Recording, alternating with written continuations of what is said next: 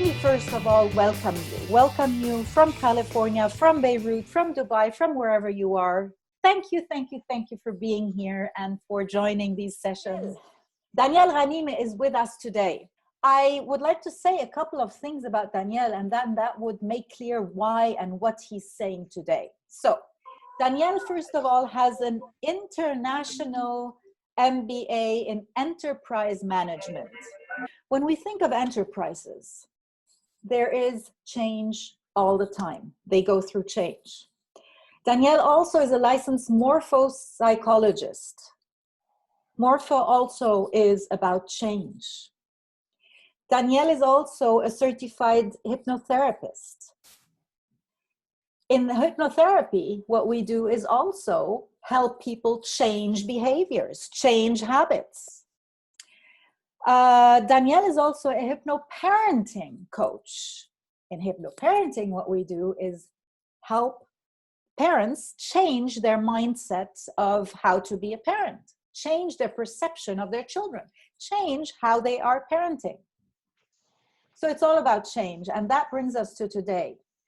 Daniel today is going to talk not about what is going on now, not about the time now, but about the post-COVID-19 era. Hello, everyone. Hopefully everyone is enjoying their time today as things they go on in our lives. Plenty of things are happening. So let's put it this way. Everyone is talking about the pandemic, how we are living now, the anxiety, the stress, and the insecurities. So being locked in has made everyone vulnerable while facing their own demons, let's say, and fears. Not many have been analyzing the post-COVID-19 era, the impact on our lives, and on all levels, actually. May it be children, mental, physical, spiritual, financial, the career, the recruitment process, the recessions, the quality of life, the management, the leadership, the habits, the phobias, psychosomatic effects. Plenty of things are going to change from now on. So I'll be discussing, let's put it this way, the bigger picture and proposing ways to build resilience and fight back. So I'll put it this way, the present situation and its effect, I'll go on in brief. Now, as I'm not going to dive deep in the present situation, since every single person has become an expert in the COVID-19 pandemic requirement and routines. Wash your hands, wipe your face, whatever, wear your mask. Yet I'm going to take you on a trip in your mind's eye in relation to what is happening, depending on facts you have been shown as well as primed, programmed with preemptive preparations vis-a-vis the situation. So whatever you know is whatever they want you to know. And whatever you know now is only whatever has been communicated to you. So each one of us has a bit of the truth, of the global truth. So even though many have discussed the term anxiety, I still find myself required to keep clarifying it, as I'm asked all the time, for a simple reason, just to understand the importance of letting go, Elsa, not, like let it go, and the present moment thinking versus our immune system and mental health. Your your worst enemy nowadays is anxiety. You are hearing a lot about it lately, maybe more than about the virus itself. So I'll be quoting Larry Garrett, on this, since it really can make it simpler. Okay, look at it this way. Anxiety is the level of stress while observing a lack of knowledge. So anxiety is the level of stress while observing a lack of knowledge.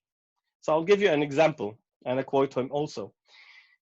I need you to imagine this scenario in your mind.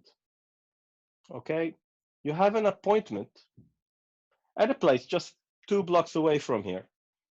Not my place, your place. 2 blocks away from you, let's say.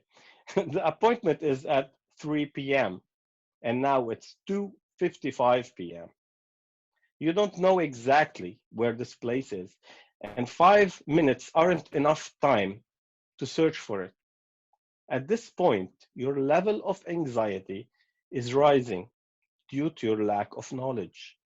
Now let's change some like the scenario, and a small piece of information will be put in where this appointment is at a place 2 blocks away from you where you have already been several times. So you know exactly where you have to go. And suddenly the 5 minutes are more than enough to be there and your anxiety disappears. Now let's change another factor, and that is time. It's 2:30 p.m. instead of 2:55 p.m. And you don't know the location, but we're knowing that you have enough time to search for the location will dissipate the level of anxiety. So see, your lack of knowledge is playing tricks on you and putting you in the worst cases ever. And in our case, we have a lack of knowledge on four major factors. Are they going to find a cure? How long the situation would last? Is it going to go away? What are the time frames for that? Knowing one of the above will make you feel a bit better vis-a-vis the situation. So people, in terms of getting back on track, they need to identify and embrace their feelings and emotions. Also, respect their fear and opponent. When I say opponent, it's the virus or the situation. If they fail to do so, their fear will become a stressor. And this stress with lack of knowledge will become anxiety to a certain point where your psychological aspect can't deal with it. So it will be thrown on the physical, leading to psychosomatic illnesses and compounding the nocebo effect for future diseases. So basically, if we don't cope with it now, we will have new illnesses later on based on a nocebo effect related to what is happening now. Since the subconscious mind is living in the present moment, resulting an urge to deal with what you don't want to see rather with what you want to see, thus making your worries for of the future felt in the now and creating all kind of different anxieties and depressions leading to panic attacks or phobias where healing on subconscious level is required, and this is where hypnotherapy is required. And there is no time to undergo lengthy psychotherapy. Sorry, psychotherapist, I'm not hitting on you, but okay, we are in a very urgent times and we need to work fast. And pills, as they may be needed, they might lead to undesirable side effects and maybe dangerously suicidal. Our world now is shifting from the global collectivism to a local individualism. Just think about it this way.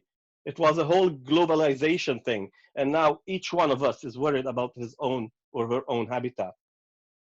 So, with this shift, each one of us needs to step in to support his or her small environment and reorganize their habitat into a small world based on the point of view of the big world outside, because this is the only reference we have at the moment.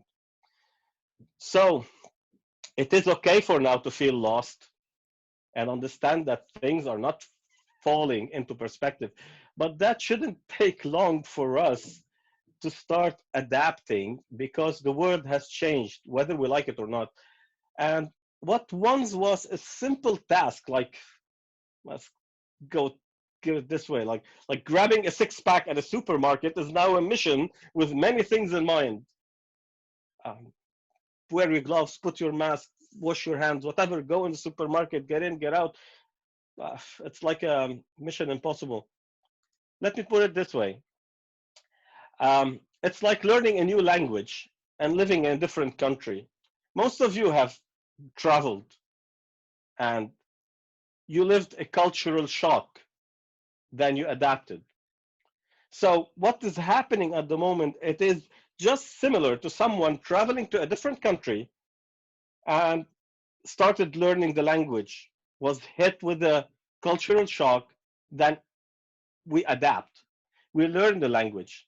Yet we keep translating from our mother tongue to be able to form sentences because we need to reference, we keep saying back in our country, we had this and that. And also we say, how should I say it in your language until a full acceptance and adaptation is adopted? But still, we have residues of the past experience. It is not until the second or third generation that things will start looking normal for the coming generations. As I always say, until the things start happening this way. A Chinese restaurant in China is called a restaurant. So until things they start becoming a restaurant, not a Chinese restaurant, until things become normal. But I have a piece of good news. It is a great experience and an amazing outcome as well. You need to know that generations now are not 25 years like when we started learning, they used to tell us, okay, a generation is 25 years. So at the moment it's less than 25 years. So due to the fast pace of technology and the openness on the children and everything, so they got shorter. So at least, instead of having 75 years for the change to become permanent, we need like 50 years and the world beyond perceivable aspects. This change will be really beyond perceivable aspects. It's like me giving you now an apple and asking you to draw it in 5 dimensions. It's impossible for you. It's out of the question. This is something you have never perceived.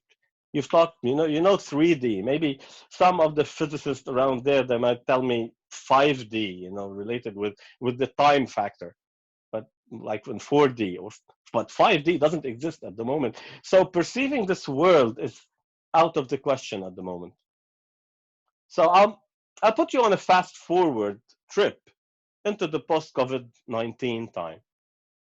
So if you have you're seeing me at the moment, I want you to do something. So if you're watching, I want you to take a deep breath. Just take a deep breath in, hold it, exhale. Once again, we're going to do this once again. Take a deep breath in, hold it, exhale, and close your eyes and let yourself go limp, loose, and relax. And just let your breath take you even deeper, relax. So every breath, every time you exhale, you go 10 times deeper, relax. And let yourself go on a trip to the future where things will be way and the way you expect them to be, based on whatever you have in mind now. The things going to be changed the way you want them to be. Just let yourself go with your time machine, your spaceship. You're traveling and you set sail. You just drop in the new world in 5 or 10 years from now. And I want you just to observe and see how things they are. Your work, banks, the money, your place, traveling, schools, universities, people, the communication, supermarkets, shopping malls, the fashion, mobile phones and technologies, the cars. See it, see all that with the pandemic in mind. Don't do anything, just let it come to you. Just let the answers come to you. Don't fight it. Don't put your own conscient ways. Just let it come to you and let it emerge in your mind's eye and see how things they are with the pandemic in mind. Now check with yourself and ask yourself, what do I want? How shall I adapt? And again, using not using the intelligence, let the answers float to the surface. Just let these answers come to you. Now I want you to open your eyes and think about what you saw. Is it still the same? Did it change? And based on that vision, you have to ask yourself what you should do in order to adapt and push forward. Maybe you have lived some sort of a conflict between what you have expected, because consciously you will build an image with you controlling it. But on subconscious level, the subconscious has seen the input and is giving you what is expected. So, as everyone is struggling and fighting to get some sense of normality, moving meetings online, courses online, transforming their living room or a dining room into a school classroom or an office, organizing themselves until this finishes and things get back to normal. Well, I can tell you, good luck with that. The answer to the question everyone is asking, when will this be over, is simple and obvious, yet terribly hard to accept. The answer is never. Global catastrophes change the world, and this pandemic is very much like a major world war. Even if we contain the COVID-19 within few months, the legacy of this pandemic will live with us for years, perhaps decades to come. It will change the way we move, build, learn, and connect. There is simply no way that our lives will resume as if this had never happened. And so, while it may feel good in the moment, it is foolish to dive into a frenzy of activity or obsess about your productivity right now. That's pure denial and delusion. The emotionally and spiritually sane response is to prepare to be forever changed. So, the changes will be permanent. Let's embrace that. Believe it or not, it's going to be here for a long, long, long, long time. Let's look at it this way and form several perspectives and accept this image where we will experience the changes as a global defense mechanism to counter any similar scenarios in the future. And even a worse scenario. Just think about it this way. Just imagine if this virus or another virus was airborne, where there would be no possibility to fight against it until 50% of the population is reduced. Very sinister image, I guess. So look at it this way. In the future, our household will be impacted, and the rooms in our house or apartment will be divided and equipped differently. Economies will have a different model, a model that so far haven't been perceived yet. Some would say cashless, some would say one global monetary system. No one knows. Industries with robotics to keep social distancing and reduce contacts. The fashion, okay, for the fashionistas out there, and the ways that will morph, where the medical meets the casual. Protocols will be rewritten and modified. Processes will be different in all fields. Transportation. Look at it this way. Transportation with automated capsules and isolated cells. Technologies, inventions, and innovations that weren't accepted will be mandatory. Even your geolocation and borders, the borders as we know them now, will shift, as it will not be a geographical line rather than let's call it this way, epidemiological line drawn by the health organization. So your border is not the end of your country. The border is where the risk will kicks in.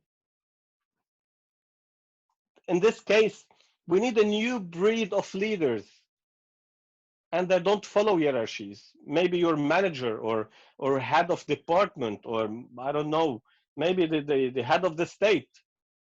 They don't know nothing how to deal with it. It is your own duty to step in if you have any bit of leadership in you. The global leadership has been absent for some time now.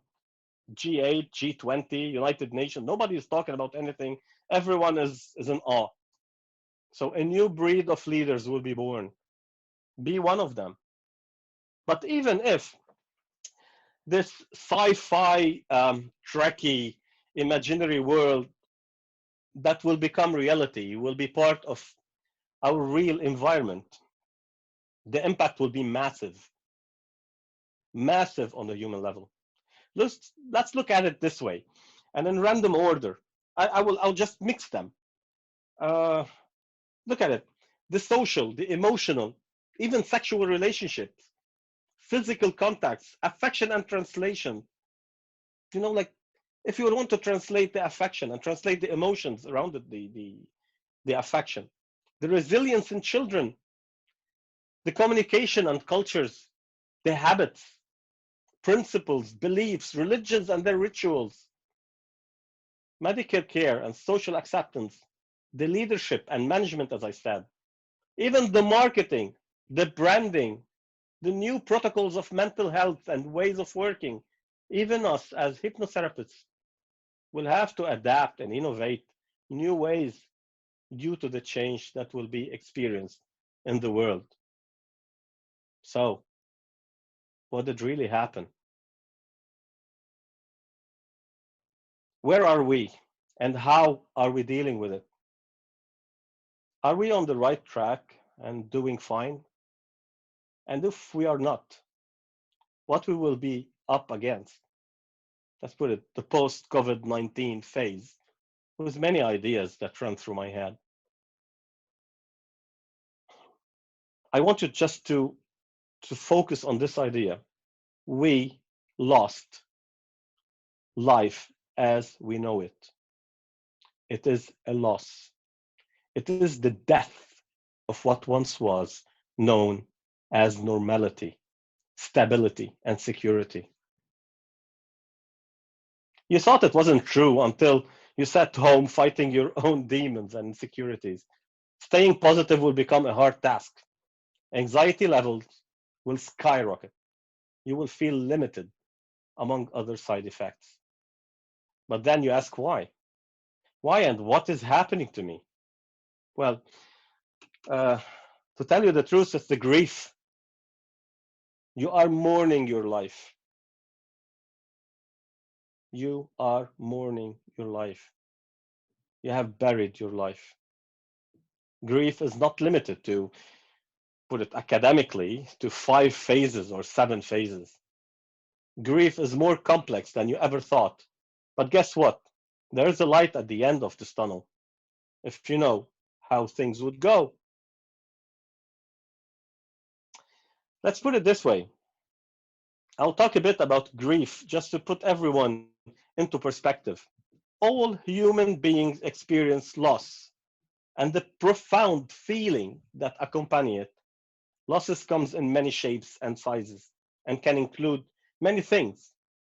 For people, it's the death of a pet. Now my cat walked in, by the way.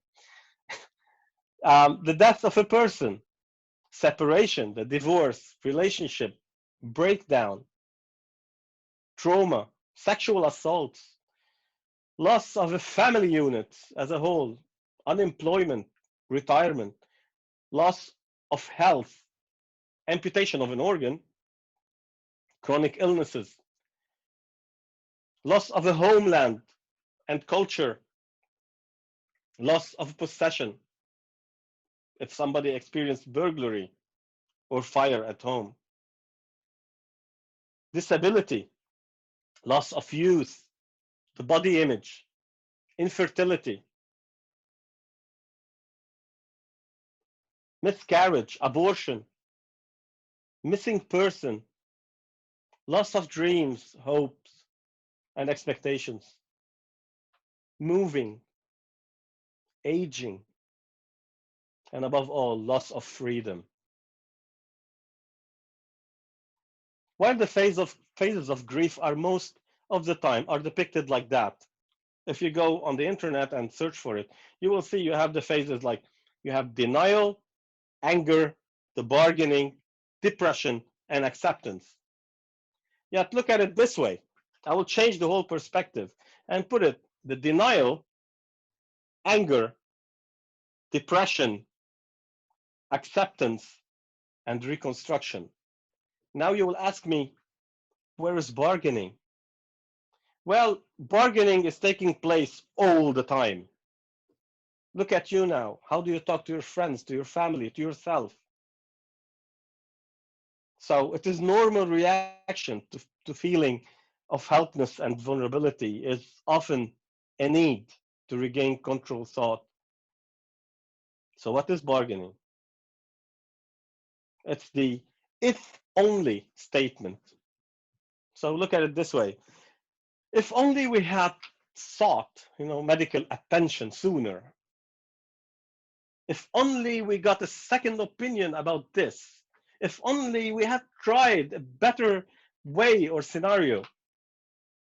Plenty of if only, and it goes from the denial phase till the end.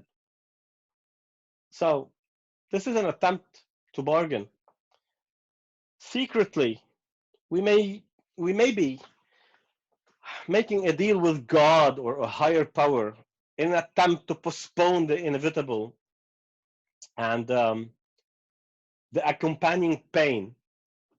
This is a weaker line of defense to protect us from the painful reality. And guilt often accompanies bargaining. Most of the time it does.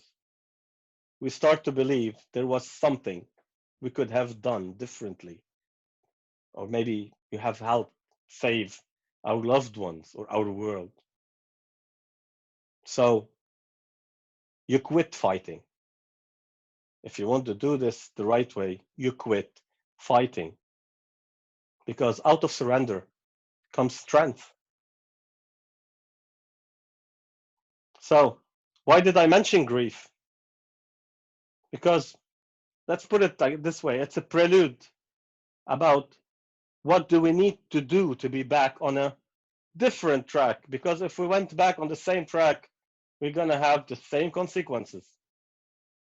So, because sometimes it helps to remember that loss / grief is not linear. It doesn't come like 1, 2, 3, 4. It's not linear and has no time limit. And in this way, it is also helpful to remember that healing works in the same way. So it doesn't come like linear. So what do you need to understand and adapt to the situation?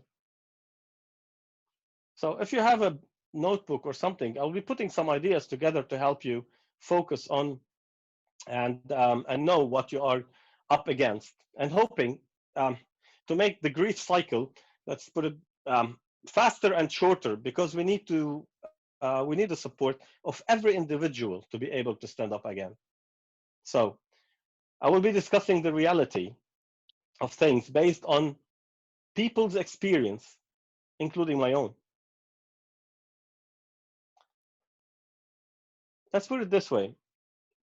I was reading the other day an article and just caught my eye, and it's quite interesting, and it split the things into stages. Let's start with stage 1, your security. Your first few days and weeks in the crisis are crucial. Maybe so far some people, they have passed it. Like we've been in confinement for like 2, 3 weeks, maybe now 4 weeks. But it is really crucial, and you can kick off now. And you should make an ample room to allow for mental adjustment. It is perfectly normal and appropriate to feel bad and lost during this initial transition. Consider it a good a good thing that you are not in denial if you're feeling bad. Because if you don't feel bad at all, everything feels okay and fine, you are still in phase one in denial, and you are allowing yourself to work through the anxiety. So, no sane person feels good during global disasters. So be grateful for the discomfort of your sanity. Accept it. At this stage, focus on food. Not too much, okay? Don't overdo it, but you have to focus on food, the family, the friends, and maybe fitness. Um, don't think you will become an Olympic athlete by the end of the week anyway. You need just to exercise. So next, ignore everyone who is posting just productivity stuff on social media right now.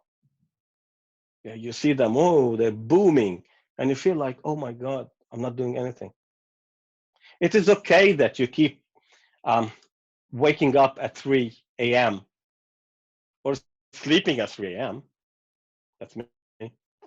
It is okay that you forgot to eat lunch and cannot do a Zoom yoga class. It's okay. It is okay that you have not touched on that objective and goal or resolution, New Year's resolution or whatever in the past 3 weeks. Ignore the people who are complaining, nagging, ranting all the time, and they cannot do anything. They are on their own journey. So cut out the noise. You don't need them. I want you to know that you're not failing. It's absolutely normal. So let go of all the profoundly daft ideas you have about what you should be doing right now. Just let it go. Instead, I want you to focus intensely on your physical and psychological security.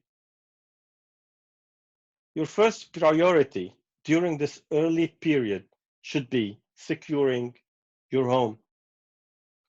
Get sensible essentials. Clean your house. Make a coordinated family plan. Have reasonable conversations with your loved ones about emergency preparedness, how things would go, what should you do in case anyone or at any time could contract the virus or anything else. What should you do in these cases? If you have a loved one who is, let's put it, an emergency worker or essential worker, someone with the healthcare environment, or someone under immense stress at the moment, redirect your energies and support that person as your top priority. Put it as your top priority. Identify their needs and then meet those needs. Because, out of giving, when you start helping someone, it's a subconscious way that you're talking to yourself. Most of the time, the unprofessionals, we're not a professional in a negative way, but the non-professionals, they tend to project. And when you talk to someone, sometimes you tend to project whatever you're feeling, and this will help you to accept what you're going through. So help people.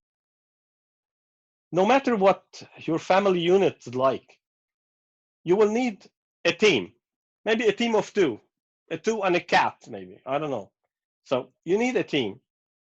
So in the coming weeks, months, or coming days, make a strategy for social connectedness with a small group of the family, maybe Zoom or WhatsApp, conference calling, these kind of things with the family and friends, and even the neighbors in the same building. while maintaining physical distancing in accordance with public health guidelines. And each day is getting even tighter and tighter.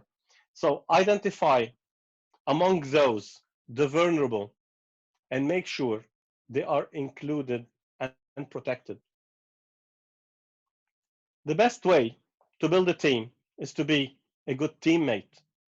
So take some initiative to ensure that you are not alone. If you not do not, just this is very important. If you do not put this psychological infrastructure in place, the challenge of necessary physical distancing measures will be crushing. So build a sustainable and a safe social system now. Once you have secured yourself and your team, you will feel more stable. Your mind and body will adjust, and you will crave challenges that are more demanding.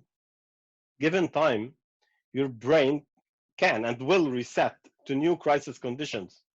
Everyone maybe heard about neuroplasticity and how your brain connections will reconnect and form new synapses. And your ability to higher levels work will resume. So don't worry about it. It didn't go anywhere. The mental shift will make it possible for you to return to being a high performance person, even under extreme conditions. So there's the good in all this. However, do not rush, or prejudge your mental shift. Don't think you're a Superman overnight, especially if you have never experienced something similar. So some people, in the quarantine, the other day I was talking to a group of friends of mine, and in the quarantine, it's like that. The first day of quarantine, they posted, I'm doing yoga classes, Zumba, Tai Chi, whatever. The fourth day of the quarantine, I'm putting ice cream on my pasta. It's funny, but speaks tons. Now, more than ever, we must abandon the performative and embrace the authentic. Our essential mental shift requires humility, patience, focus on real internal change. These human transformations will be honest, raw, ugly, hopeful, frustrated even, and sometimes beautiful and divine. And they will be slower than what you are used to. So be slow. Let this distract you. Let it change how you think and how you see the world. Because the world is our work, okay? You did this. The world, it's not the planet. We're talking when we're talking about the world, is not the planet, okay? The world is what we did. The planet is a planet, okay? It's a thing. And so, as I said, the world is your work. It's our work. And so this pandemic may tear down all our fault and our faulty assumptions and give us the courage of bold new ideas. Hey, praise the pandemic. On the other side of the shift, your wonderful, creative, resilient brain will be waiting for you. When, look at it this way, when your foundations are strong, you start building schedules that prioritize security of your home team and then carve out team blocks for different categories of your work, teaching, administration, whatever you do. When your foundations are strong, if they're not strong, you cannot. So maybe some of you know the Covey system, the 7 habits of highly effective people and the big rocks, small rocks. It's about time to reverse all that. When you're doing your work slowly in such extreme psychological intense environment, you need to reverse the Covey system. Do the easy tasks first and work your way into the heavy lifting. So Start waking up early. Because for a simple reason, exercising will be easier at this stage. So things will start to feel normal and more normal. The work will also make more sense, and you will be more comfortable about changing or undoing what is already in motion. Um, New ideas will emerge. You will be surprised. These new ideas that would not have come to your mind um, had you stayed in denial. If you keep on being in denial, it's impossible for the new ideas to come in because you think you're still in the same situation as before. So continue to embrace your mental shift. Have faith in the process and support your team. Understand that this is a marathon. It is a marathon. So I don't know how many of you has run the marathon before. I've done the 10K, maybe walking. So if you sprint at the beginning, even for the 10K, I guess you will vomit your shoes out by the end of the month. Emotionally prepare for this crisis to continue for 12 or even 18 months, followed by a very, very slow recovery. So don't start sprinting your marathon now. You have plenty of time. Um, if it ends sooner, hopefully, it will be surprising and really pleasantly surprised. Right now, work toward establishing your serenity, productivity, and wellness under sustained disaster condition. So none of us knows how long this crisis will last. Well, we all want our loved ones to be with us on Christmas, maybe. Um, but the uncertainty is driving us all mad. I know. So I'm a hypnotherapist. Where is hypnotherapy and all that? As I have mentioned earlier, that anxiety resides in the subconscious mind, and your subconscious mind will be protecting you by implementing ways to deal with the present insecurities, thus sabotaging your advancement and making it harder than you would have expected, just to protect you. Hypnotherapy will be your best way to boost your autoimmune system and deal with the fears, phobias, anxieties, stress, grief, psychosomatic pains and illnesses that will result. Okay, it's not the only thing, but it's one of the major things. So self-hypnosis, if taught by a professional, will give you a head start and build your first line of defense. On the other hand, you can always consult with a clinical hypnotherapist for online sessions that are, by the way, very efficient and will give you the same result as one-on-one clinical sessions, releasing the guilt and anger, as well as giving you more focus on what you need to do. Also, you need to note for our fellow psychologists out there that things can be transgenerational, and you are referencing your cognitive bias on a previous experience where regression to cause hypnotherapy will be used to heal your inner child, and forgiveness to self will heal all guilt and fears. So, some techniques to cope with that.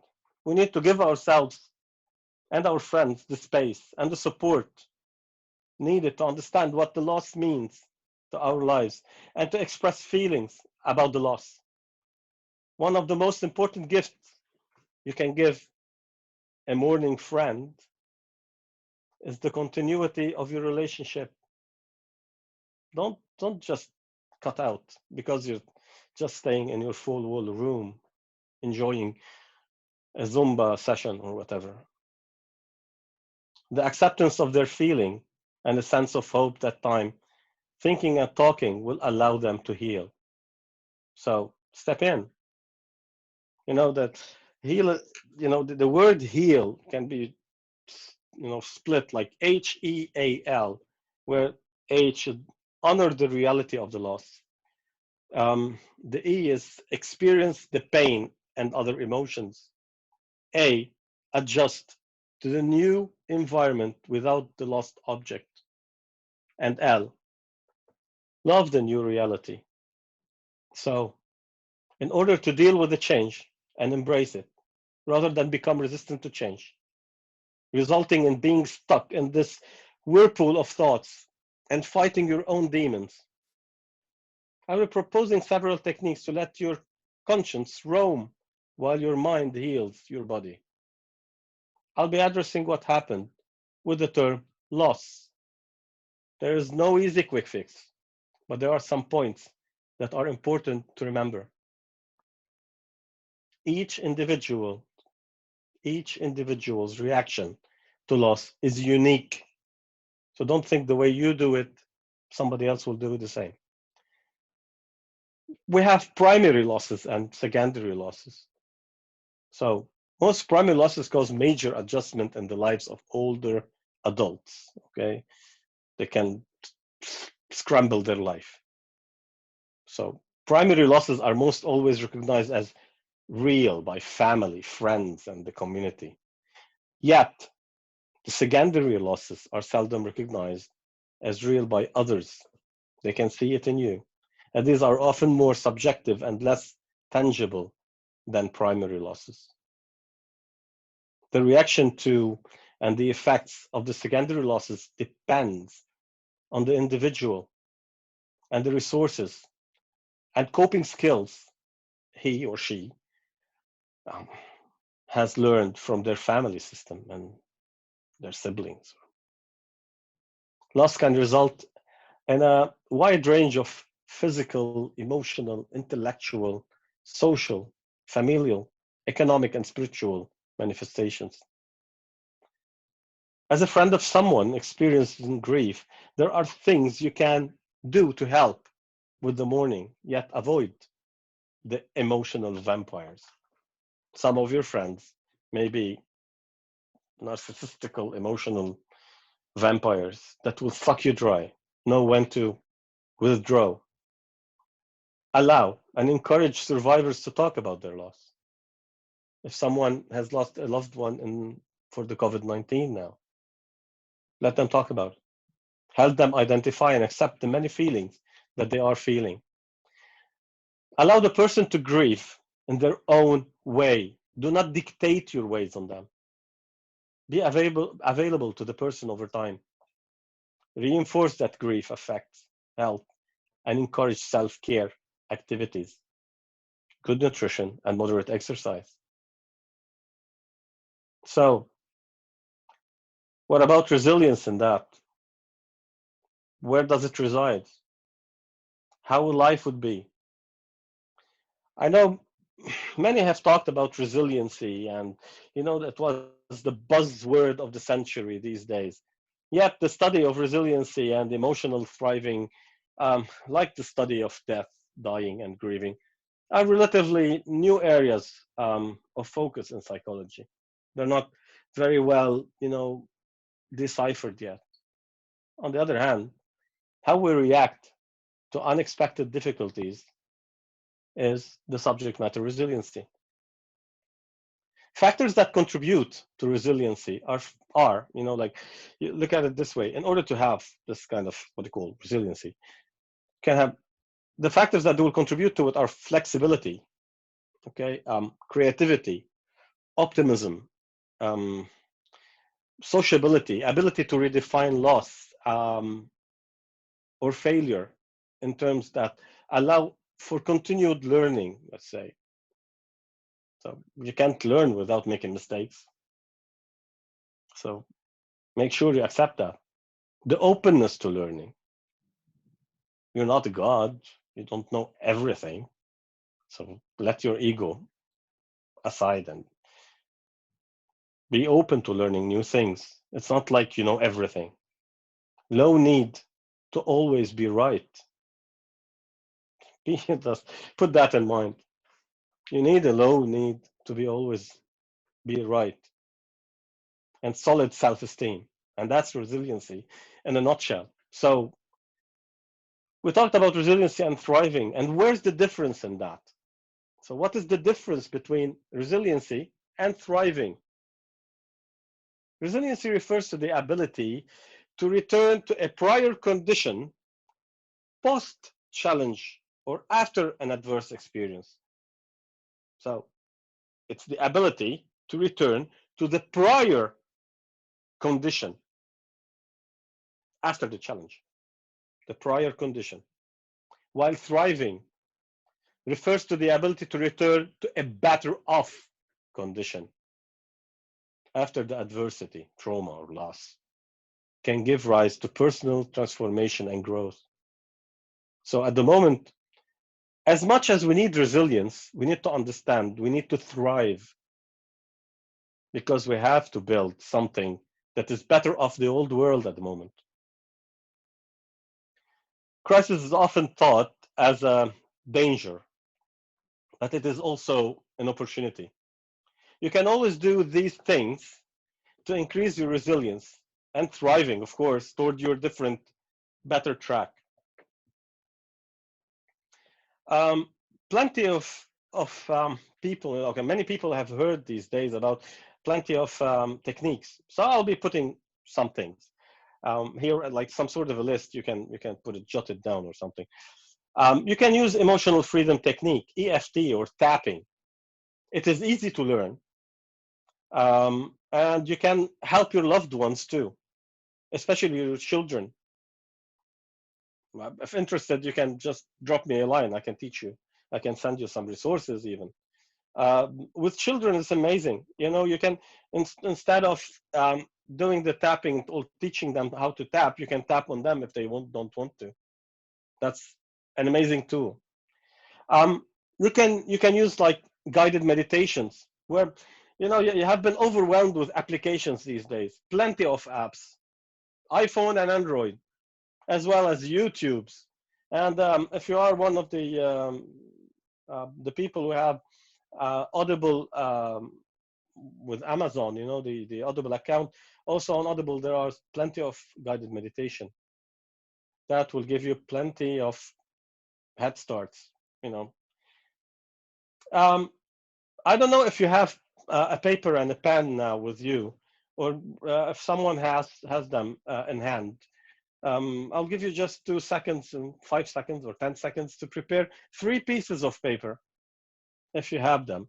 In case you don't, just try to memorize the exercise itself. You can write your emotions and feelings, scribbling your anger, then fill the blank spots. You know, if you scribble like that and then fill the blank spots between the scribblings with color or jotting down anything related while thinking about the solutions. That will give you a tremendous help. But yet my personal favorite is that you take 3 sheets of paper. I guess Beryl taught me that. Beryl or Ines, I don't know, but Beryl. You take 3 sheets of paper, you know, you draw on the first sheet of paper, you draw your life now with the problem, okay? You give yourself time, you draw your life now with the problem. Then take the second sheet of paper and draw your life as you would imagine it without the problem. And once that is done, I want you to take a third sheet of paper and draw the problem you have eliminated to be able to draw the second drawing. You might be surprised that the virus might not be the problem.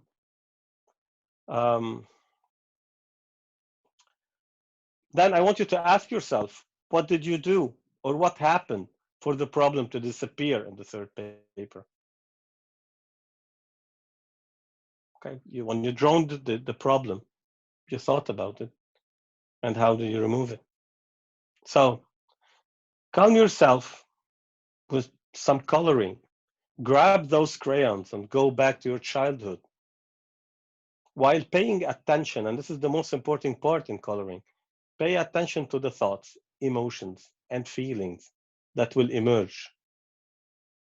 Embrace them and integrate them in your solutions. You can read a book, not for the purpose of reading, by the way, rather than for the purpose of letting your mind drift away while embracing every single thought, ideas, emotion, and feeling that will emerge. You can pray or meditate, as we said, but praying, do not underestimate the power of prayer, and ask yourself after 15 minutes, what were the things you prayed for? Seriously now, really, the things inside you, and not the cliche stuff while trying to hide those intentions. Like what you prayed for, for the world famine, or I prayed for, no, plenty of things that will emerge. So while praying, some wicked ideas will emerge. Make note of that. On the other hand, for the kids, I'm not doing a sponsor here, by the way, but I love it. You know, the website is amazing and plenty of things on it. For the kid, I would suggest there's a website called the Big Life Journal, where you can always subscribe to get useful printable and some good, nice stuff for resilience for kids, and engage your children. I'm not getting paid for that. It's not a sponsor, but it's just I have to share it with you because it's amazing. So, well, there are plenty of things that you might do and learn. Whatever you may be doing, have one major thing in mind, that you have to learn something new. You have to learn something new that you didn't know before. Once you will reintegrate in the post-COVID-19 life. Don't let this period of time bring the old you. So make sure that this lifestyle will make a new you of you. Thank you.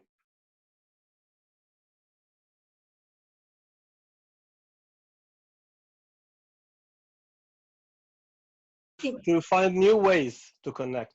Okay, the world as it was, the connection that we had before is poof, bye bye. So we have to strive to make new ways. These new ways are unperceivable at the moment. But as long as we use the old world as a reference and we try to mimic this old world in order to build it inside our new small world, we will still be just trying to hit the wall. We have to adapt. We have to let go of this life and merge into a new one. So far, we only know whatever they wanted us to know. So far, we only know what they are inputting in us. So whatever I'm saying, every single bit of this information around us can be molded into something new. In order to do that, we have to step out of the old track and be on a different track. So if this connection is going to be the new world, we have to adapt to this connection.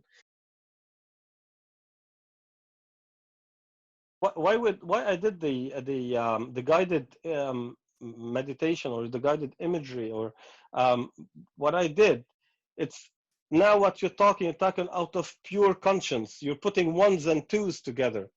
Your subconscious doesn't work this way. Once you put yourself in this meditative state and you let yourself go, your subconscious will give you different images about the future, because you will have this kind of conflict at the moment between whatever you saw in your guided imagery or guided meditation versus whatever the science will tell you, the ones and twos together. And this is a huge big bang. So that's why I needed you to let go and just follow what is happening. Go with the flow. Don't force it in. And the way forward is to surrender. Otherwise, you will not be able to fight it. It's beyond our human capabilities to fight at this moment. Most importantly, to understand, when I talked about the resilience, we have plenty of things to put in mind. We need flexibility. We need creativity. We need optimism. We need an ability to redefine loss and failure. We have to put ourselves in this situation, then we can adapt and start moving. While many are stuck in there, there will be many who will be stepping in for leadership. And that's why I said this will make a new breed of leaders emerging in the world now. Leaders in the world now will change. Not everything is going to be a social level or like political power or financial issue. Plenty of leaders will step in because none of the others are stepping in. So it's about time to embrace this flexibility. So each one of us is grieving at his own pace and his own way or her own way. So this is the most important part. Each one of us has to go through this cycle and take it slow. Don't rush things. We have plenty of time. Rushing things will end you in the ditch. For today, really, I want to thank you very, very much. There was a lot of research in there in that talk. There was a lot of information in there. A very interesting, how you put it. And I want to really, really thank you for that. I want to thank everybody else for being on the call today. I hope to see you back tomorrow. Bye. Bye-bye. Bye.